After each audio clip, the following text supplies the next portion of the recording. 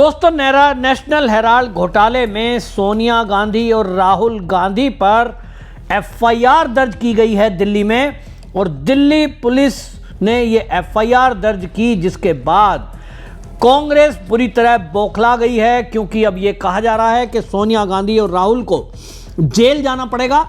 अभी तक आप देख रहे थे कि इस मामले में कंप्लेंट कोर्ट में की गई थी सीधा, और ये शिकायत सुब्रमण्यम स्वामी की ओर से की गई थी, और दावा किया गया था कि राहुल गांधी और सोनिया गांधी ने मात्र 50 लाख रुपए देकर और इसमें 5,000 करोड़ की संपत्ति हथिया ली है। इसमें मनी लॉन्ड्रिंग का मामला बनता है, घोटाले का मामला बनता है, जबकि नेशनल हेराल्ड ये देश की आज़ादी के पहले एक शुरू किया गया क्रांतिकारियों के द्वारा शेयर मनी देकर अखबार था। 3 भाषाओं में इस कंपनी के तहत अखबार चलाने का तय हुआ था, और इसमें नेशनल हेराल्ड जो था ये उस कंपनी के मालिकाना अधिकार शेयर होल्डर के पास थे, लेकिन बड़ी चालाकी और हेरा फेरी से ये शेयर 78% ये शेयर राहुल गांधी और सोनिया गांधी ने हथिया लिए, ऐसा दावा किया गया। मामला कोर्ट में पहुंचा, और सुब्रमण्यम स्वामी ने जब इस कोर्ट में ये दलीलें रखी तो कोर्ट ने ये पाया कि वाकई में घपला हुआ है, क्योंकि जो लोग क्रांतिकारी थे उन्होंने कहीं अखबार चलाने के लिए अपनी आवाज़, कौमी आवाज़, नवजीवन, नेशनल हेराल्ड अंग्रेजी में, ऐसी 3 भाषाओं में अखबार चलाने का तय किया गया था। क्रांतिकारियों ने शेयर डाले थे, लेकिन यह अखबार थोड़े ही दिन बाद बंद हो गया, और बंद ही नहीं हो गया, ये कहा जाने लगा कि ये लोन में चला गया है, यानी इस पर कर्जा हो गया है। वो कर्जा करोड़ में था, उसको चुकता करने का काम कांग्रेस ने किया। कांग्रेस का अखबार, कांग्रेस ने चंदा दिया, कांग्रेस ने लोन माफ किया, और इस तरह की जो हेरा फेरी की वो अपनी जगह है, लेकिन मालिक बन गए राहुल गांधी और सोनिया गांधी। इसके 78% शेयर ये लिए, 12% में मोतीलाल वोरा और ऑस्कर फर्नांडीज, वो भी लेफ्ट और राइट हैंड थे सोनिया गांधी के, 12% में 6% उनको दे दिया गया। और अल्टीमेटली अब वो दुनिया में इस समय नहीं है, तो डायरेक्ट इनडायरेक्ट कहिए इस समय मालिक कौन है, तो वो है सोनिया गांधी, राहुल गांधी। आप अंदाजा इसी से लगाइए कि जब कांग्रेस की सरकार केंद्र में थी, ये नेशनल हेराल्ड बिल्डिंग, इसके लिए दिल्ली का आईटीओ आप जाएंगे तो वहाँ बहादुर शाह जफर मार्ग पर, जो कि प्राइम लोकेशन है, वहाँ एक बिल्डिंग है। चंडीगढ़ में पंचकुला, वहाँ एक बिल्डिंग है। इसी तरह लखनऊ में, इसी तरह पटना में, मुंबई में प्राइम लोकेशन पर जो अरबों रुपए की ज़मीन है, वो नेशनल हेराल्ड को अलॉट कर दी गई सरकारी ज़मीन में कौड़ियों के दाम। कहा यह गया कि एक समाज सेवा है, अखबार चला रहे हैं। कांग्रेस की सरकार थी, कौन पूछने वाला था? कोई पूछने वाला नहीं था, और इसीलिए यह अखबार चलता रहा। लेकिन मामला तब सामने आया जब यहाँ किराया वसूला जाने लगा। नेशनल हेराल्ड की बिल्डिंग में कई अन्य ऑफिस खुल गए, और उन ऑफिसों में करोड़ों का किराया इकट्ठा हुआ, और वो किराया कहाँ जा रहा है, तो वो सोनिया गांधी और राहुल गांधी के पास जा रहा है, ऐसे दावे किए गए। तो मामला कोर्ट में पहुंचा, और कोर्ट में लंबी जिरह के बाद ये निचली अदालत से होते हुए सुप्रीम कोर्ट पहुंचा, और सुप्रीम कोर्ट तक में भी राहुल और सोनिया को इस मामले में राहत नहीं मिली। मनी लॉन्ड्रिंग का मामला साफ साफ दिखाई दे रहा है। तो इस मामले में जब अब कोर्ट ने सुनवाई की तो ये पाया कि इस मामले में अब एफआईआर करके आर्थिक अपराध शाखा इसकी अब इन्वेस्टिगेशन अपने तरीके से करे, और उसके बाद इसमें केस बनता है। यानी राहुल गांधी और सोनिया गांधी को कोर्ट से कोई राहत नहीं मिली, इनकी कोई दलील नहीं चली। ये कह रहे थे जी घोटाला कुछ है ही नहीं, ये तो कांग्रेस का अखबार है, कांग्रेसियों ने पैसा दिया, इसमें बाहर की क्या दिक्कत है, और हम तो साहब शेयर होल्डर है, मालिक थोड़े ही है।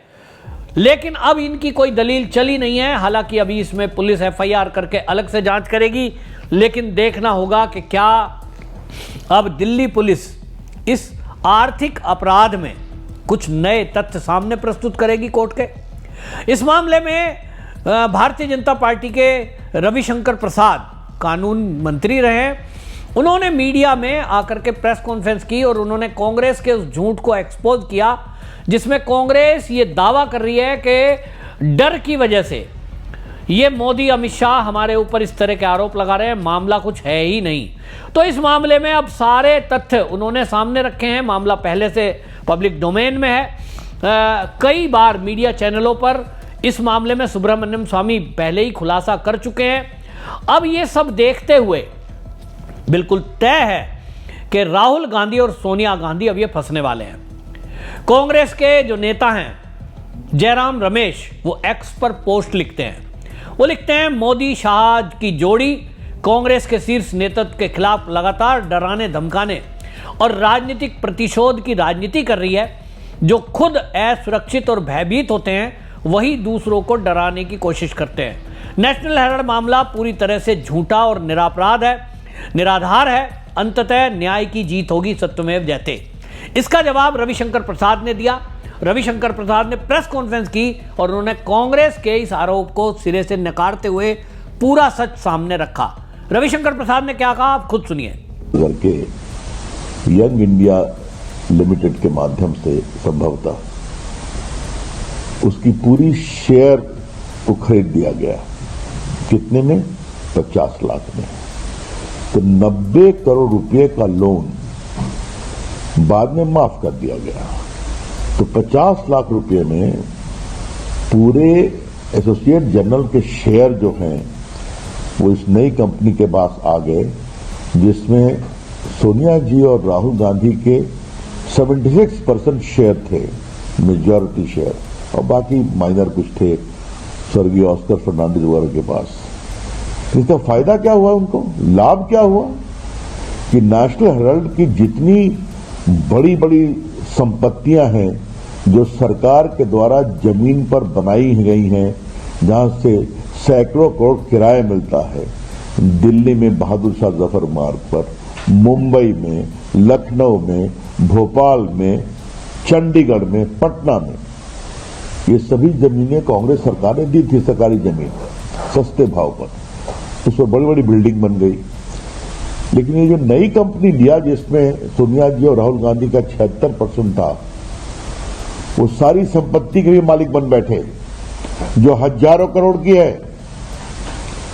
तो सिर्फ 90 करोड़ के लोन पर 50 लाख रुपया देकर पूरे एसोसिएट जनरल को की शेयर होल्डिंग को अपने नई कंपनी में डाल देना और उसके माध्यम से पूरे देश में जितने भी बिल्डिंग्स थी वो सबके भी मालिकाना हक प्राप्त कर गया। जब कंप्लेंट फाइल हुआ तो ये लोग गए थे कॉशिंग के लिए। दिल्ली हाई कोर्ट ने नहीं माना, आप ट्रायल फेस करिए। सुप्रीम कोर्ट ने कहा आप ट्रायल फेस करिए।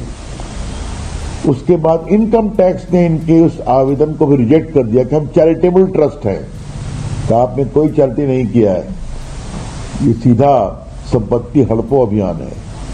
उसके पश्चात इन्होंने इन्वेस्टिगेट किया और prevention of money laundering act की धारा 66 के अनुसार जब वो निष्कर्ष पर पहुंचते हैं तो फिर वो पुलिस सिस्टम से आग्रह करते हैं आप एफआईआर दायर करिए। जो एफआईआर दायर हुई है दिल्ली पुलिस के क्राइम ब्रांच के द्वारा, तो यही तो कार्रवाई है। तो आप लूट करेंगे, पूरे अकाउंट की फर्जीवाड़ा करके इस कंपनी को ओन कर लेंगे, उसके माध्यम से हजारों करोड़ की संपत्ति पूरे भारतवर्ष में ले लेंगे और आप कहेंगे हमें फंसाया जा रहा है। तो बिल्कुल सीधा सीधा लूट का मामला है। तो कानून अपना काम कर रहा है तो करने दें, और ये हम लोग के पहले का है। तो इनकी इनकम टैक्स में हार हुई, उनकी दिल्ली हाई कोर्ट में हार हुई, उनकी सुप्रीम कोर्ट में हार हुई, तो फेस करें। और एक बात देश को जानना जरूरी है, जो दिल्ली पुलिस ने एफआईआर फाइल किया है उसमें सोनिया जी और राहुल गांधी के खिलाफ 120B क्रिमिनल कॉन्स्पिरेसी और 420 का भी आरोप लगाया गया है, क्योंकि ये पुराना केस है, इसलिए पुराने पेनल कोड से चलेगा। तो ये सच्चाई है। तो मुझे लगा कांग्रेस पार्टी जो बेबुनियाद झूठे आरोप लगा रही है उसको हम उसकी बहुत भर्त्सना करते हैं और उनसे आग्रह करूंगा कि भाषण देने के बजाय जो लूट किया है उसका हिसाब दें। धन्यवाद। रविशंकर प्रसाद वो तथ्य रख रहे हैं जिसको बार बार कांग्रेस दरकिनार कर रही है। कांग्रेसी कोई भी ये जवाब नहीं देता कि जब ये कांग्रेस के अगर कार्यकर्ताओं का ही चंदे से बनाया गया एक बिल्डिंग थी, एक कार्यालय था, एक कंपनी थी, तो उस कंपनी के मालिक आज सोनिया राहुल कैसे हो गए? जो आप इसको कह रहे थे कि नॉन प्रॉफिटेबल इसको कंपनी बताकर टैक्स में छूट ली गई, बाद में देखा यह गया कि कंपनी के तो किराया आ रहा है, जो बिल्डिंगें हैं उनको किराए पे दे दिया गया, करोड़ों रुपए इकट्ठा हुआ। तो ये गैर जो आप कह रहे लाभकारी संस्था है, ये कहां हुई? और यही झूठ है कि टैक्स भी बचाया गया, टैक्स की चोरी की गई, कंपनी के मालिक बन गए और बिल्डिंगों को किराए पे दे दिया गया, प्राइम लोकेशन की बिल्डिंगों को हथियाया गया। ये आरोप लगाए गए हैं और अब इस मामले में एफआईआर होने के बाद पूरी कांग्रेस बौखला रही है, क्योंकि उनको दिख गया कि सोनिया गांधी और राहुल गांधी दोनों इस मामले में जेल जा सकते हैं। आपकी क्या राय है? कमेंट में जरूर लिखें, वीडियो शेयर करें। वंदे मातरम।